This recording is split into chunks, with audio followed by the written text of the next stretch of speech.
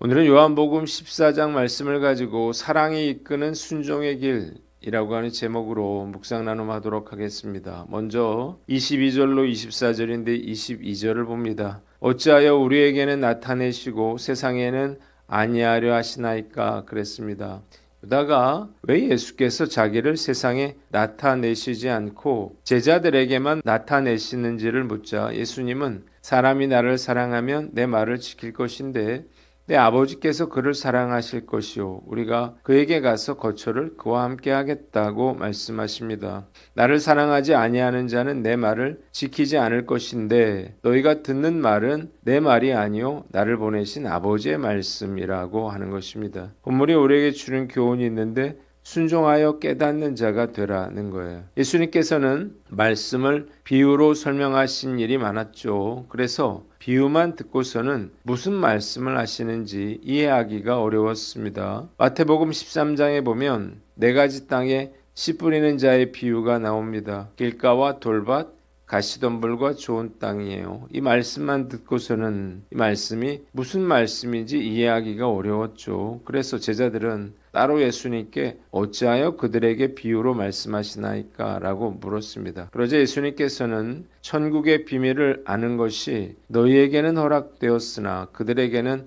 허락되지 않았다고 말씀하시면서 내가 그들에게 비유로 말하는 것은 그들이 보아도 보지 못하며 들어도 듣지 못하며 깨닫지 못함이니라 라고 말씀하셨습니다. 왜 예수께서 세상 사람들에게는 자신을 드러내지 않고 제자들에게만 자신을 드러내셨을까요? 세상 사람들이 예수님을 사랑하지 않으므로 예수님의 말씀을 지키지 않을 것이기 때문입니다. 예수님의 말씀은 곧 나를 보내신 아버지의 말씀이라고 했어요. 때문에 말씀을 지키지 않는 것은 예수님을 사랑하는 것이 아니며 그래서 예수님에 대해서 알 수도 없고 깨달을 수도 없는 것입니다. 예수님을 우리가 사랑하는 만큼 계명을 지키는 만큼 예수님께 순종하는 만큼만 예수님을 알 수 있다는 사실을 깨달으시기를 바랍니다. 모두 다 똑같이 예수님을 아는 게 아니에요. 어떤 분들은요 피 묻은 예수님을 실제로 만난 분들도 있고 날마다 성령님의 음성을 듣는 분도 있고 또 예언의 말씀을 듣는 분도 있어요. 다 주님의 말씀에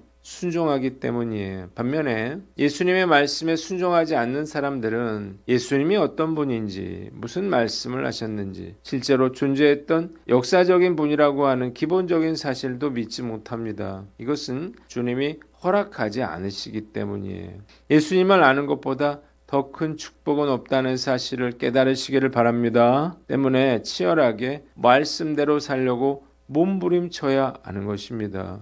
오늘 난 어떤가 우리 스스로를 돌아보고 순종함으로 점점 더 예수님에 대해서 깊은 깨달음을 얻는 믿음의 사람이 되시기를 주님의 이름으로 축원합니다. 두 번째로 25절로 26절인데 26절을 봅니다. 성령께서 모든 것을 가르치고 모든 것을 생각나게 하리라 라고 했습니다. 예수님께서는 보혜사 성령께서 오셔서 제자들에게 모든 것을 가르치시고 예수님께서 제자들에게 말씀하신 모든 것들을 생각나게 하실 것이라고 말씀하셨어요. 실제로 제자들은 성령께서 임하신 후에야 예수님의 말씀을 비로소 깨닫게 됐습니다. 본문이 우리에게 주는 교훈이 있는데 성령 충만을 구하라는 거예요. 우리가 성령 충만해야 하는 가장 중요한 이유 중에 하나가 성령께서 우리에게 말씀을 깨닫게 해주시고 아버지의 뜻을 분별할 수 있는 능력을 주시기 때문입니다. 성령 충만해야 무엇이 하나님의 뜻인지를 분별하게 되고 하나님의 뜻에 순종할 수가 있게 되는 거예요. 저는 거듭나기 전에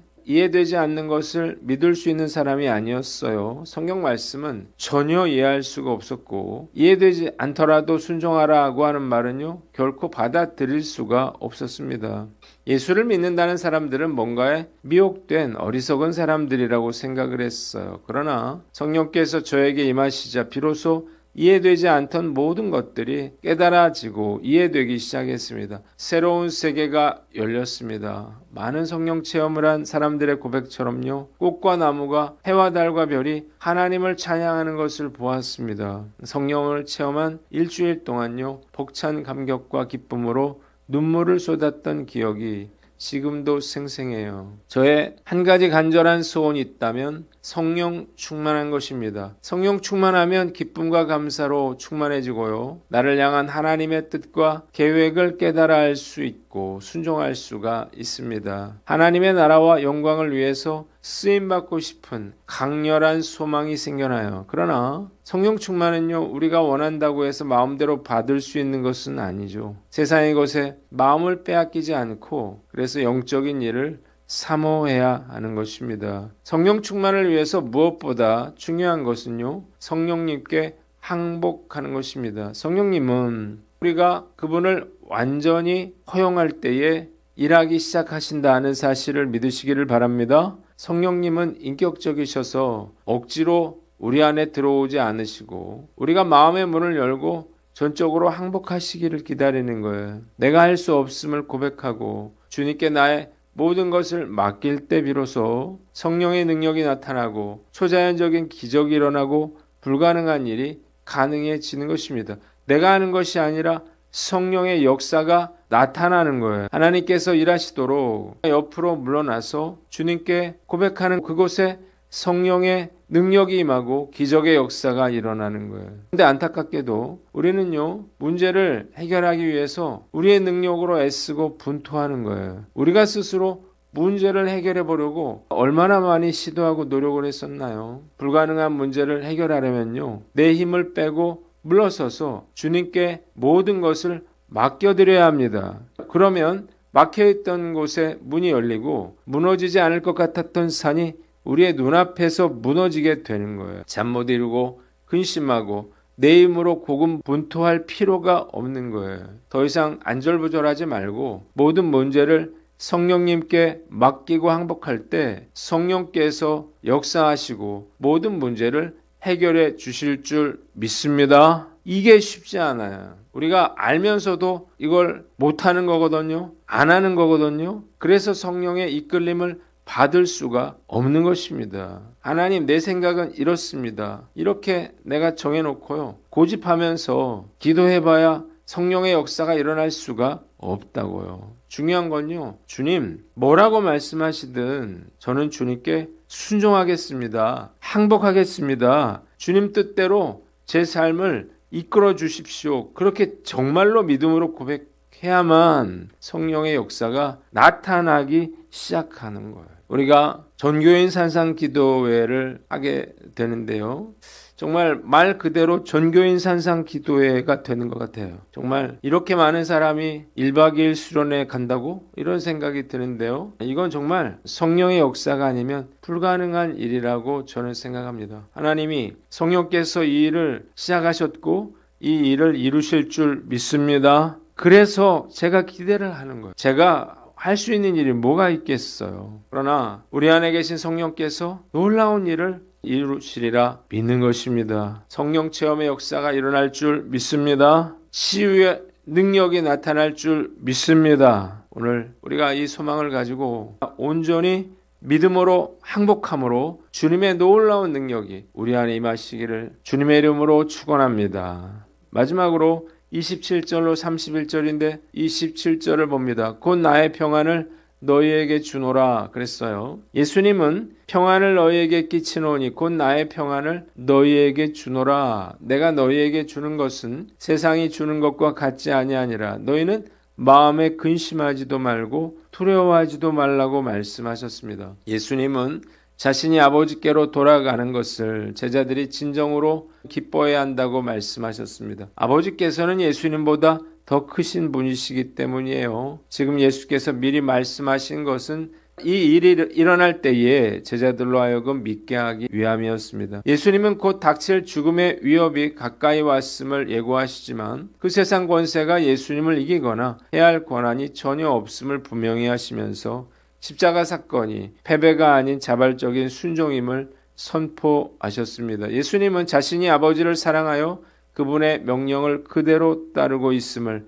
세상이 알게 하겠다고 말씀하시며 제자들에게 여기에서 떠나자라고 말씀하시고 십자가를 향해 발걸음을 떼셨습니다. 본문이 우리에게 주는 교훈이 있는데 첫째로 예수님의 평안을 누리라 하는 것입니다. 예수께서 이제 떠나신다는 말을 듣고 제자들은 당혹감을 느꼈고 불안해했습니다. 예수님 없이 제자들이 과연 무엇을 할 수 있을까요? 걱정과 근심으로 가득했습니다. 그러나 예수님께서는 제자들에게 평안을 주시겠다고 말씀하시면서 너희는 마음에 근심하지도 말고 두려워하지도 말라고 말씀하시므로 제자들을 안심시켜 주셨습니다. 우리도 제자들처럼요, 늘 두려워하고 걱정하고 염려하며 살죠. 주님께서는 이것을 너무나 잘 이해하고 계십니다. 그래서 제자들에게 평안을 주시겠다고 말씀하신 거예요. 예수님은 우리에게 진정한 평안을 주신다라고 하는 사실을 믿으시기를 바랍니다. 이 평안은요, 환경과 조건을 초월하는 평안이에요. 어떤 고통 가운데 있는 사람이라도 예수님께서 평안을 주시면요, 그 평안을 누릴 수가 있는 것입니다. 어느 순간 갑자기 우리의 마음이 무너져 내릴 때가 있어요. 걱정과 근심과 염려가 우리를 사로잡는 거죠. 마음이 우울해지는 가장 큰 이유예요. 문제를 바라보지 말고 문제를 해결하실 주님을 바라보시기를 바랍니다. 미래의 문은 늘 열려 있다고 믿어야 합니다. 절대 섣불리 미래의 문을 닫아서는 안 되는 거예요. 우리의 미래에는 최선의 축복과 은총의 기회가 있다는 사실을 믿으시기를 바랍니다. 왜 그런가요? 우리 하나님은 상한 갈대를 꺾지 않고 꺼져가는 희망의 등불을 끄지 않으시는 분이시기 때문입니다. 기적은 지금도 일어나고 있다는 사실을 믿으시기를 바랍니다. 이 믿음을 가지고 우리는 기적의 삶을 살아내야 하는 것입니다. 너희는 마음에 근심하지 말라고 하신 예수님의 말씀을 의지하여 오늘도 주님이 주시는 평안을 누리며 살아가는 저와 여러분들 되시기를 주님의 이름으로 축원합니다. 마지막으로 기뻐하라 하는 거예요.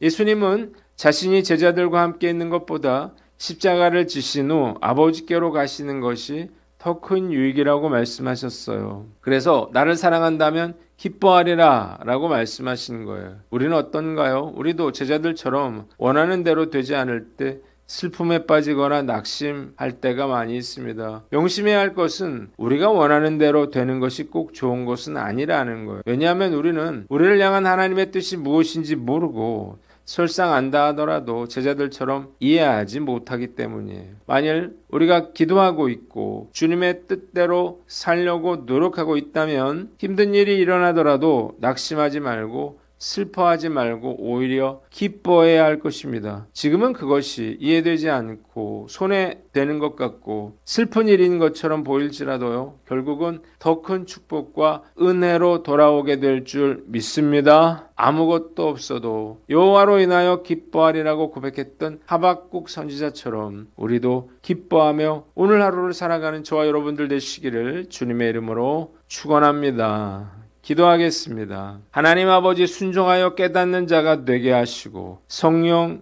충만을 구하며 평안을 누리며 기뻐하며 살게 하여 주시옵소서.